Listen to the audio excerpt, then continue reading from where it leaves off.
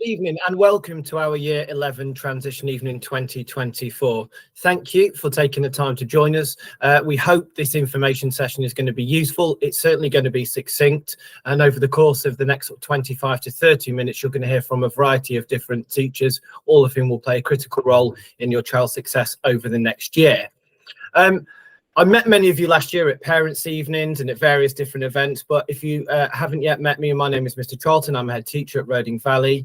It barely seems like a year ago that I was introducing myself to you as your children entered their GCSEs in year 10. And of course, now we come to this really pivotal year in year 11 for your child. And at the end of this year, as you know, there will be a series of exams in BTECs and GCSE subjects, which will dictate to a certain extent next steps that your children take beyond GCSEs. Now, we talk very clearly about a 7-year pathway, and we don't see the end of year 11 as being the end of your child's journey at Roding Valley. We're really proud of our sixth form.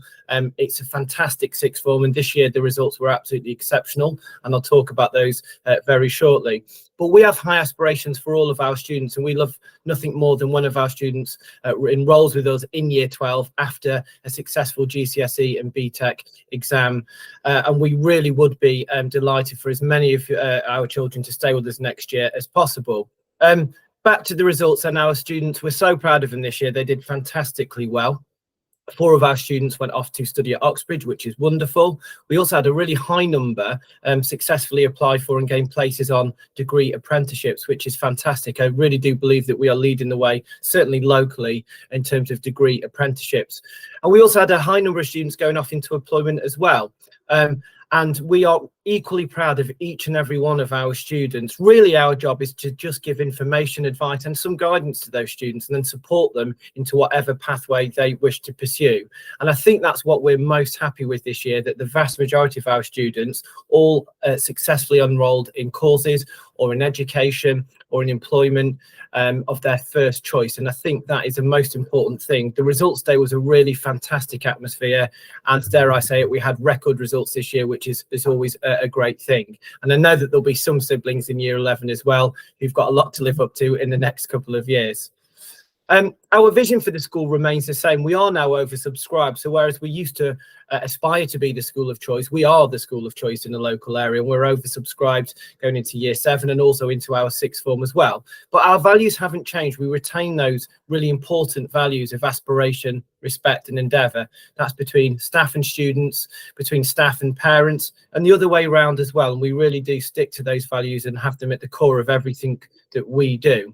And we know it's really important for us to maintain really strong links with our local community, and we've been supported, invaluable support we've had over the last year from the local community, particularly when it's come to the issue of REC. And I am now delighted to say we have got a fully functioning and operational kitchen serving hot food on our site, which is really wonderful news, particularly for those year 11 students who are going into what we know is a really, really critical year.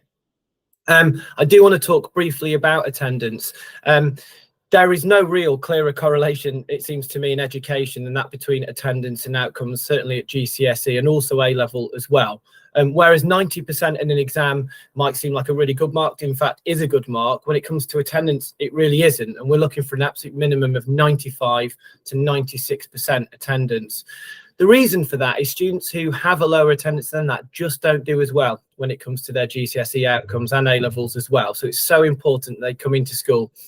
You can make a judgment call if they're feeling slightly under the weather, whether to load them up with Lemsips or a cup of tea and send them in. If they're feeling a little bit down, I'm sure that we'll be able to get them through in school. What we know is when they're not in the classroom, that's when their grades tend to suffer. So in terms of next steps, locking those doors into A-levels and BTECs and beyond, it really is important that students are in school as frequently as they can be. Even a day's lost learning, we know, has a really detrimental effect. Okay, I'm going to hand over very shortly to a number of other people who are going to talk to you, hopefully in a nice, succinct way to get that information across. You're going to hear from deputy head teachers, from the head of year as well, and hopefully some really useful information about all things year 11 related. If you have any questions, please do get directly in touch with your child's form tutor or indeed head of year, and they will be more than happy to get back to you as well, just to clarify any misconceptions, any uncertainties, or any questions that you may have that aren't covered in tonight's presentation. So thank you once again for your time. We really appreciate it, and I do hope that the rest of the talk is very, very useful for you.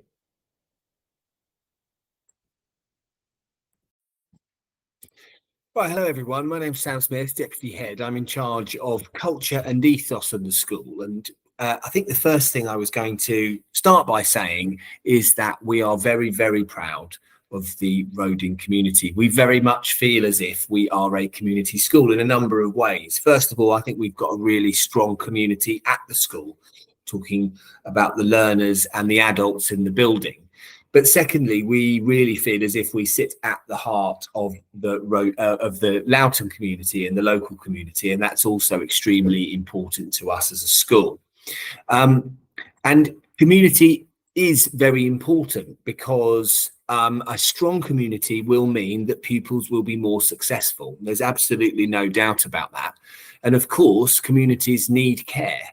And that's where really my job is important, because communities need strong rules so that people know what they can and cannot do.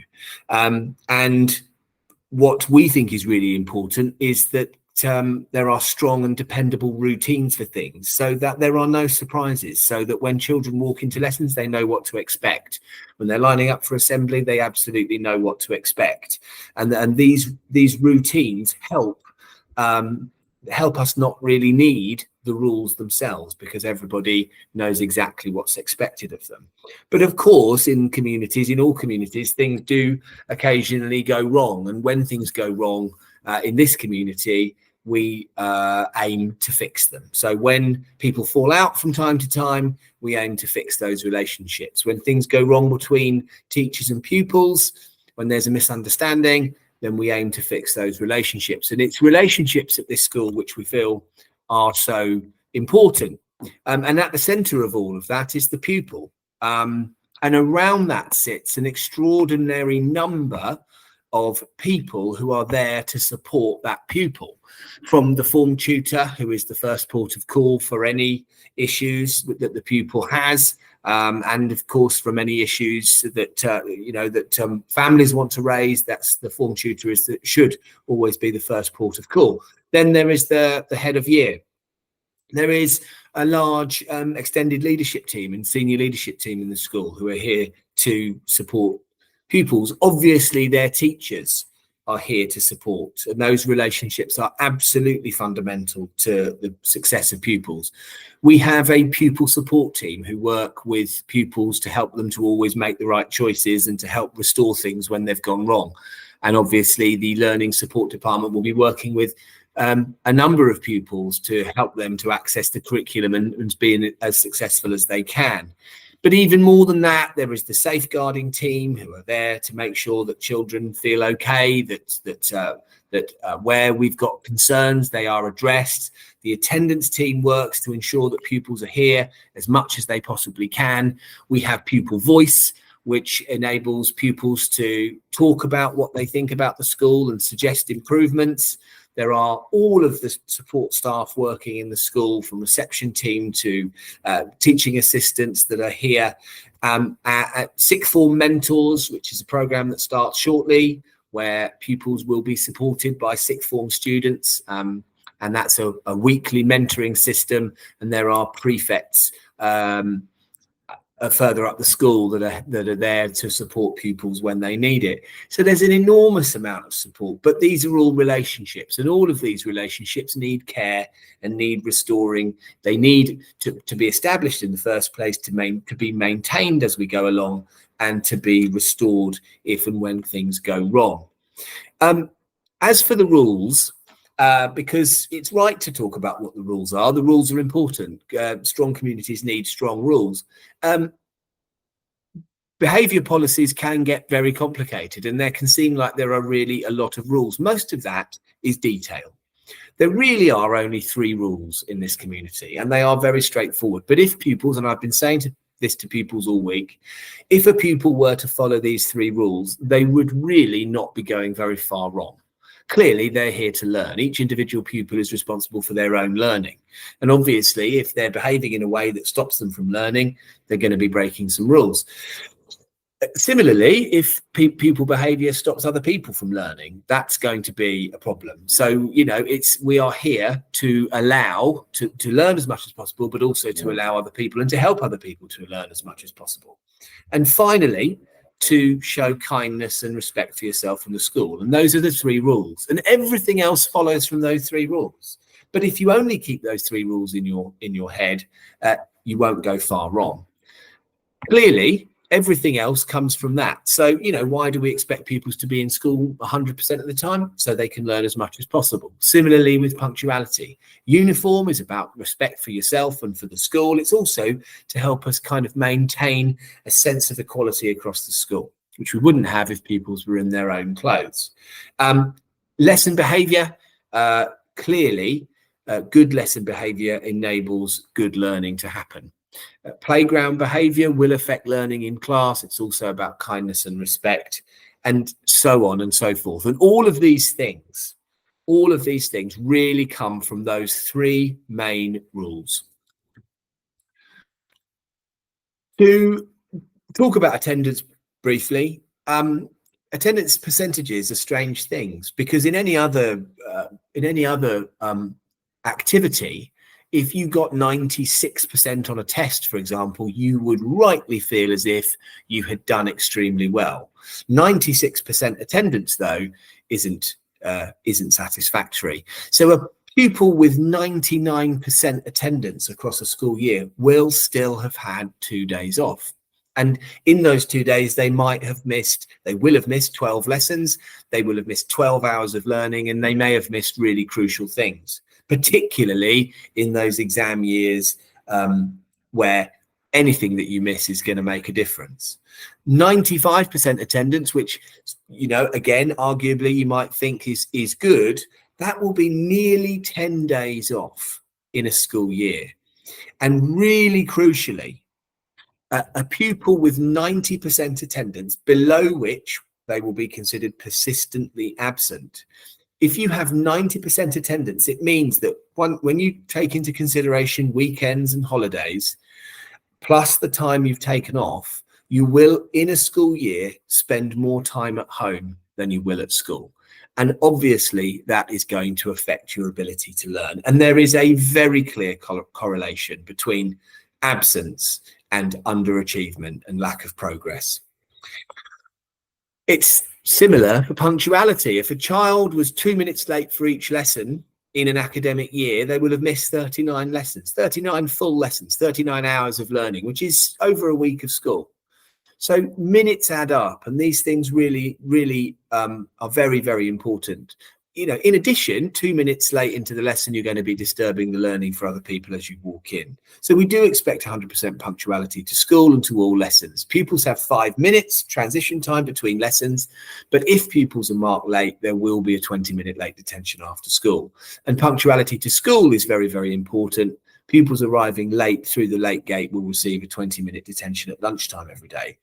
As I said, good communities need strong rules and strong routines. That's everything that I wanted to talk about this afternoon. Thank you very much for listening, and I look forward to speaking with you soon.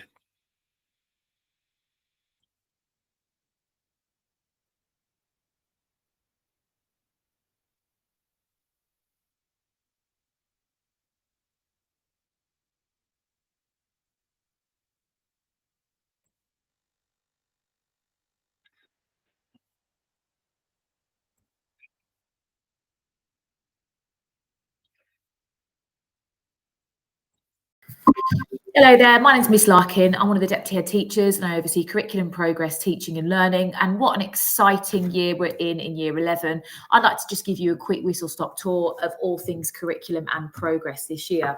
So you probably already know this, but the Year 11 curriculum is a really, really big deal. And the thing I'd like to say about it is that students must be aware that they could be assessed on anything that has come up in the GCSE curriculum over the past couple of years. And of course, we've been building the foundational skill and knowledge for that curriculum during their Key Stage 3 experience as well. So they can be assessed on anything that can come up on that course content. You can check out what's on the course content by checking out our personal learning checklist, which Mr. Meir would have spoken about a bit earlier on, or later on, sorry, in this presentation.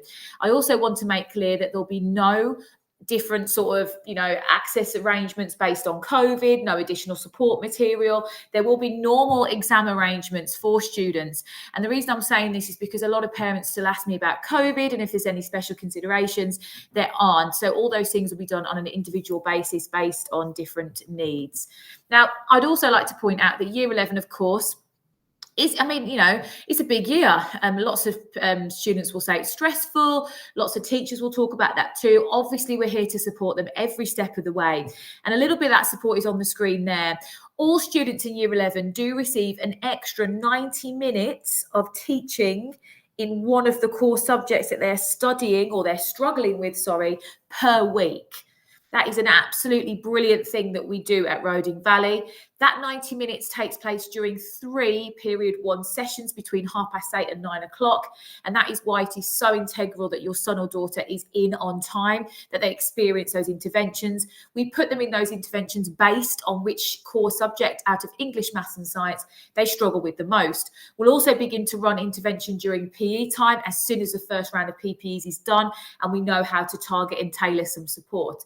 And of course, we will start to put out a big schedule, a big timetable of all the after school intervention that we offer. Some of that will be voluntary, some will be compulsory. And of course, we do offer sessions during the holidays. And the biggest holidays that we offer sessions during is the Easter break and of course the May half term. So if you are looking at planning holidays, please keep this in mind because we will be offering lots of sessions during this time. Of course, we also need your support with all of this. I know we have your support. Got some absolutely brilliant parents at Roding Valley, but as much as you can talk about all this stuff at home, it would be very, very much appreciated. So I'd like to share a few key dates with you then that surround curriculum and progress. And the first big date really to consider is coming up very quickly on Thursday, the 10th of October, and that's our parent-student progress evening. We would love to see all of you attend this evening. As soon as it goes live for you to make bookings with individual teachers, you'll receive an email, a letter via EduLink where you can log in and you can make sure you get all those appointments that you need. It's such an important evening. We can really talk in depth about progress, and of course, we can talk about the results that came out of the end of year 10 PPEs.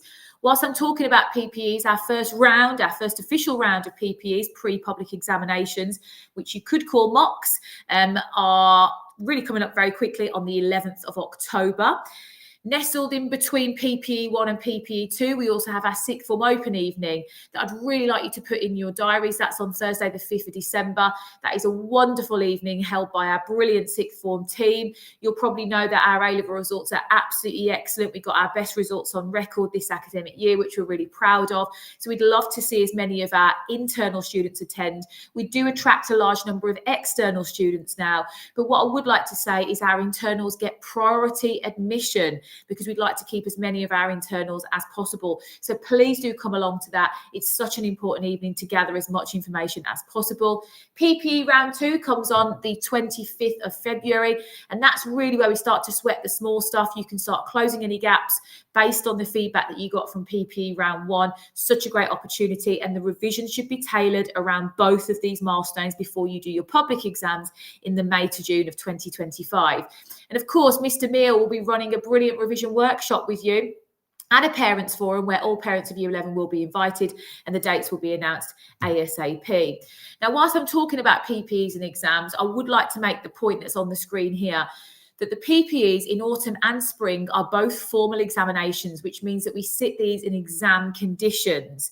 All the content, all the skills that you'll be tested on, they are all based on previous GCSE papers. They're not watered down versions. We need our students now to really understand what they're dealing with at GCSE. And of course, those May to June exams are the public examinations that we really need to get ready for. So what are our next steps in year 11 then? Well, I'd really like you to now sit and consider where you're at in your 7-year journey. Mr. Charlton spoke about that earlier on.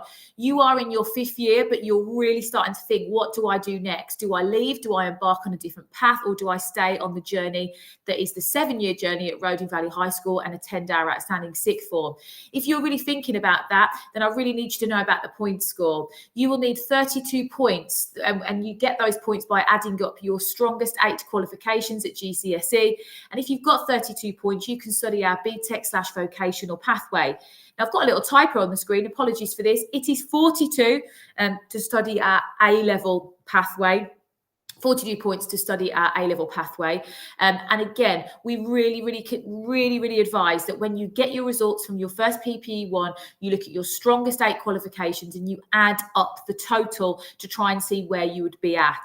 I also want to make it clear that our curriculum offer for 2025, so for your cohort, is also expanding, and we'll give all that information at open evenings. Very exciting. We are offering new courses for students to study from 2025. So I'd like to close this now by saying thank you very much for listening. What an exciting year, full of challenges, of course, but it's also something to really be excited about. Thank you very much for listening.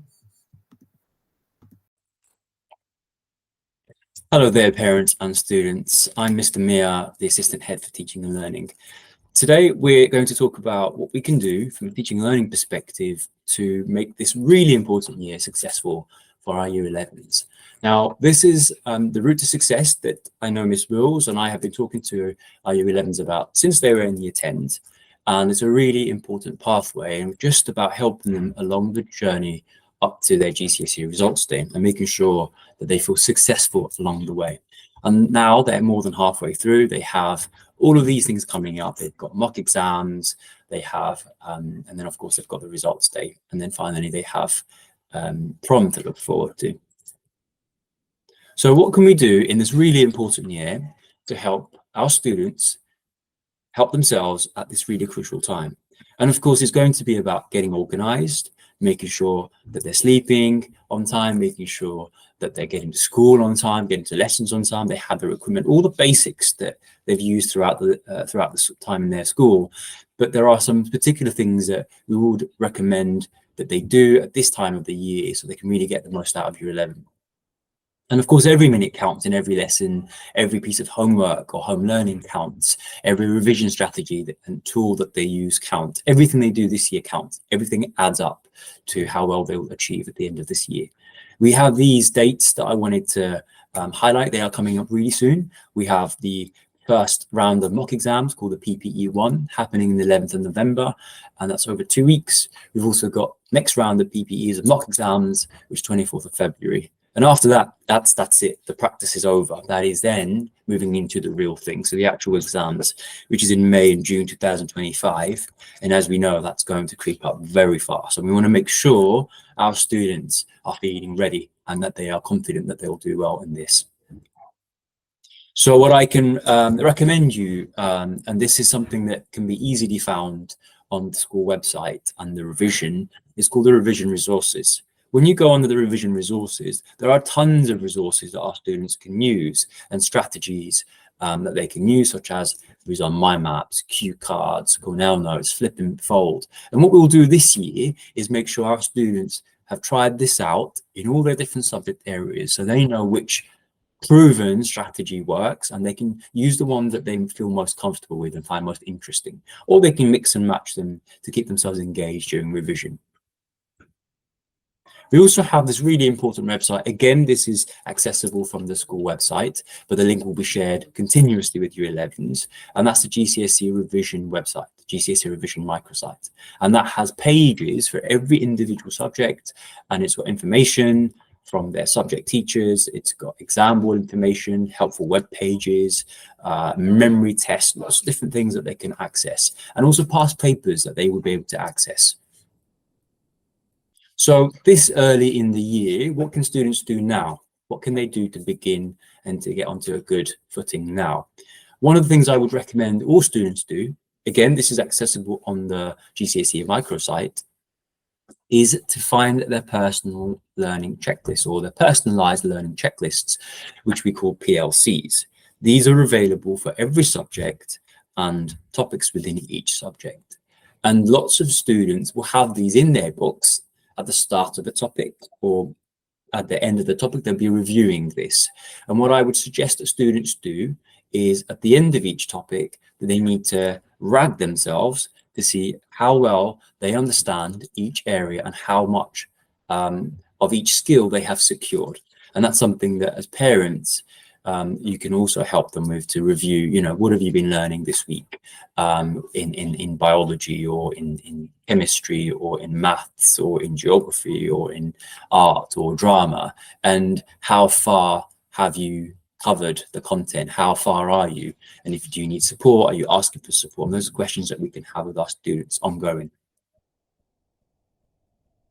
And something that I would really advise students to do, and parents can help with, is to be organized with Google Classroom. Now, all of our homework, which we call home learning, goes in Google Classroom. And this will come from all different subjects, all through Google Classroom, which can sometimes, for some students, be difficult to manage because, you know, if all the deadlines are on Sunday night, then that doesn't mean that they should really be doing all their homework on Sunday night. That's not really a good use of their time, and they can manage their time a bit better.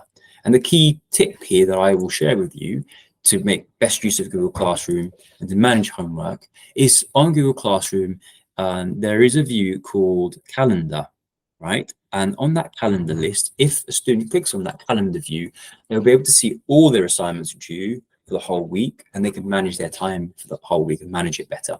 There's also a to-do list, and that just gives you a list of the deadlines that are upcoming. And on Google Classroom, we also upload lesson materials, and they're not homework, they're just called materials. And these are just PowerPoints, resources, things that we teach in lessons the students can then read over and go over. And I know lots of my own students, and I recommend them to do this, is to read lesson resources and materials ahead of the lesson. So actually read the lesson, read the PowerPoints before you go into the classroom, because then you've already pre-taught yourself. And then what happens in the lesson is a lot easier, and you can build on that pre-knowledge very quickly. And finally, I'd like to say that on Google Classroom, it's really important students submit all of their work in Google Classroom, whether that's handwritten or online or on Google Docs, for instance. It still needs to be submitted through Google Classroom so that the teachers can then check and comment on the work and give them feedback. I'm sure that this year, working together, we can make Year 11 really successful for our students. Thank you.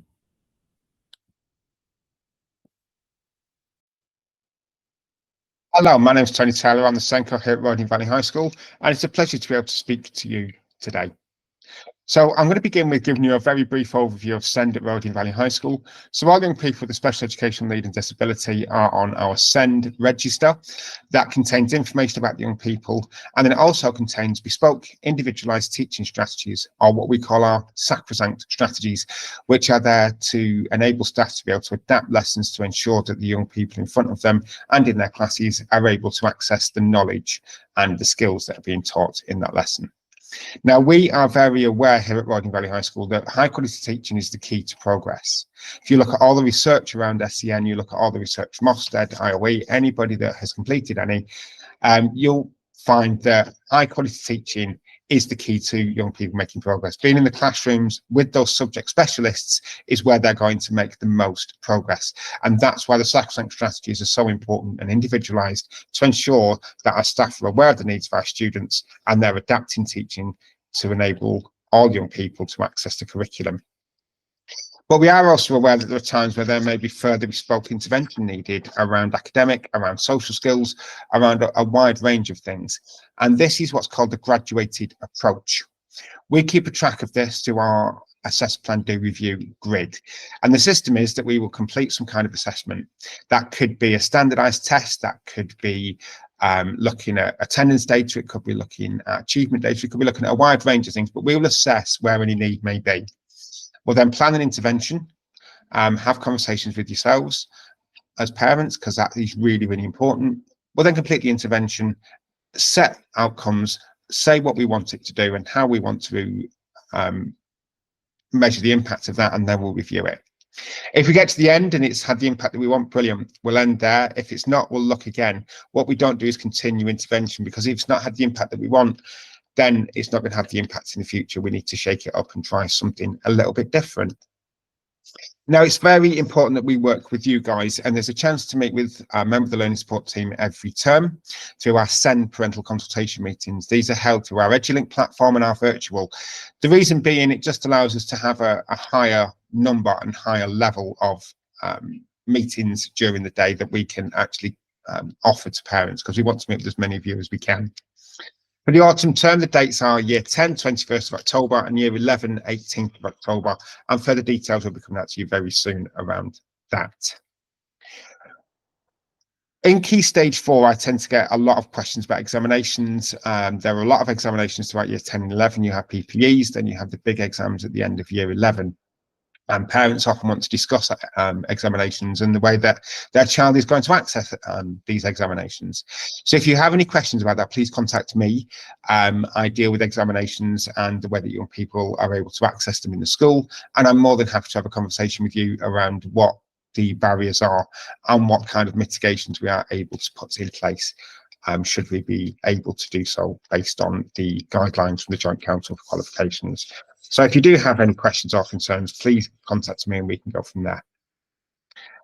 Now, I often get asked, how can we help at home? Now, there are some key bits, one of them being reading. Your child needs to continue to read anything and everything that they can get their hands on. Reading is a key facet of our policy here at Roding Valley High School, and it continues right the way through Key Stage 4 and actually into Key Stage 5.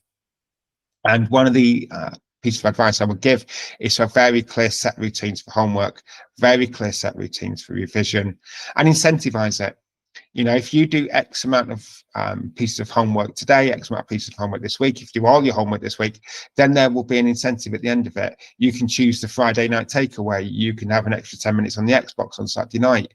You can choose where we go on Sunday. It doesn't need to break the bank, but something that's very worthwhile to your child to say, this is why you're doing it and this is the reward you'll get from it. And make it clear that it's an expectation. Make it part of the evening routine. 6 o'clock every night, for example, is homework and revision time. Because as we move through Key Stage 4, it's absolutely vital that young people keep on top of their workload, especially if they're doing a vocational qualification and there's a portfolio element or a coursework element involved in the course that your young person's doing. Leaving it till the end is going to have a massively detrimental effect on their progress, and we don't want that. So making that expectation clear that this is part of what's going to happen every night, part of the actual routine of life, gets them into those habits from the very, very beginning. And using those revision techniques that the students will be aware of, that we teach throughout, is really, really important. I'll go back to what I said earlier. Working with parents and carers is really important to us here at Roding Valley High School. So please do contact us if you have any questions, if you have any concerns. Please drop us an email.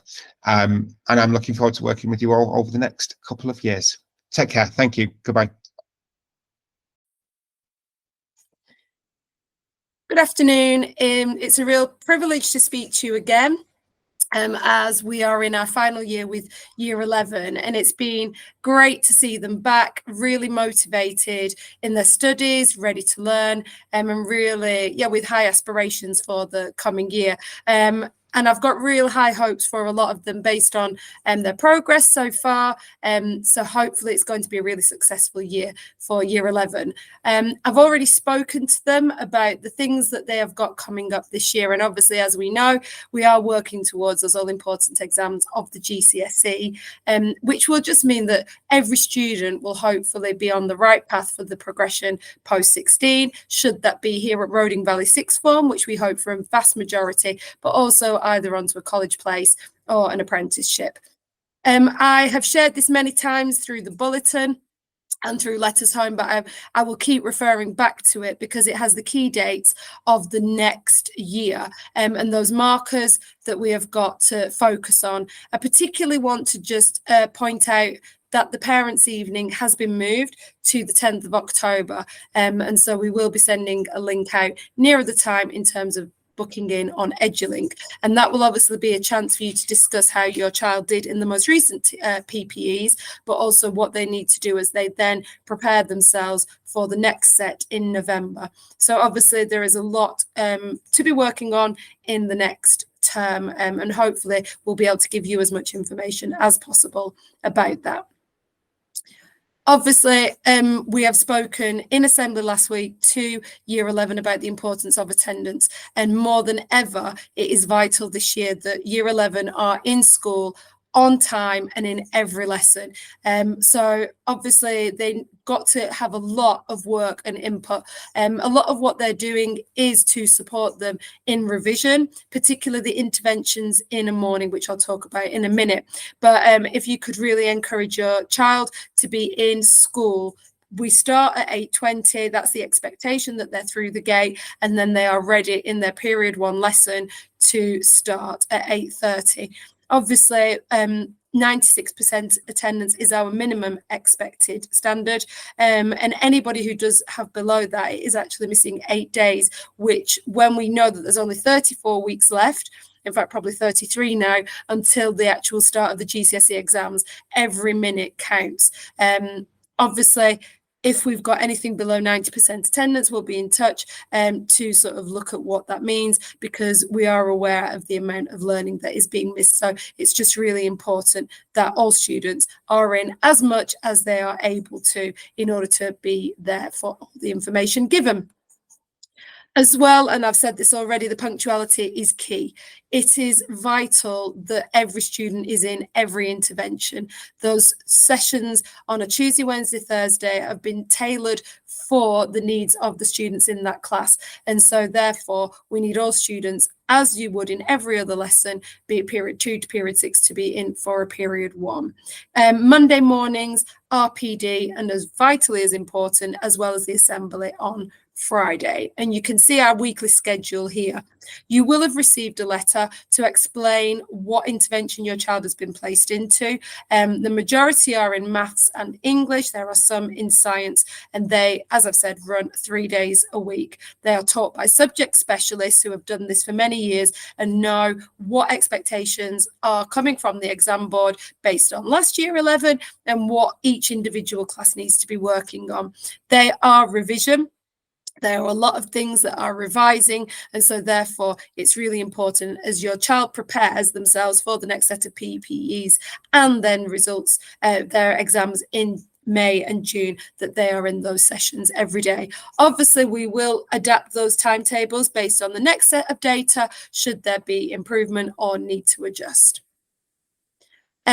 Obviously, on the back of that, quite a few of the tutors are now new. This is simply because, as I've said, we want to take subject specialists to teach those interventions. And so these are new tutors that will be meeting your child on a Monday and a Friday. The intervention teachers are part of this team. However, they will be slightly different, and hopefully you've had an email from the tutor to introduce themselves.